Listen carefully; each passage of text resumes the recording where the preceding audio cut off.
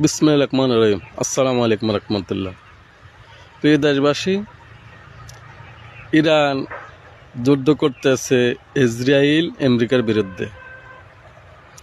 আমরা বাংলাদেশের জনগণ ইরানের জন্য সর্বোচ্চ দোয়া রইল। ইরান আগের থেকে ইনশাল্লাহ ভয়াবহ হামলা করতেছে আরব কান্ট্রির উপরে, ইসরায়েলের উপরে।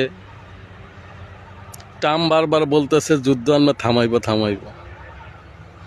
ট্রাম্পের কেউ বিশ্বাস করে না, কিন্তু তারা খ্রিস্টান ইহুদি, তা করে কেমন বিশ্বাস করে দেশের জনগণ? এই দেশের জনগণ ট্রাম্পেরও প্রত্যাখ্যান করে। ইসরায়েলের ভিতরে নেতানিয়াহুরও জনগণ প্রত্যাখ্যান করে। তাকে যে সেনাবাহিনীর প্রধান আছেন, সেনাবাহিনী প্রধান বলছে যে আমি অনেক সৈন্য দরকার, অনেক সেনাবাহিনী দরকার। সেনাবাহিনীর মনোবল ভাঙ্গি গেছে। ফিলিস্তিনের কি অবস্থা করছে, এখন ইরানরে করতেছে।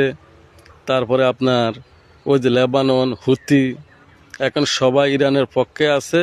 আপনারা সবাই ইরানের জন্য দোয়া করবেন। আমরাও ইনশাল্লাহ জনগণ দোয়া করতেছি। সবাই ভালো থাকবেন। আল্লাহ হাফেজ।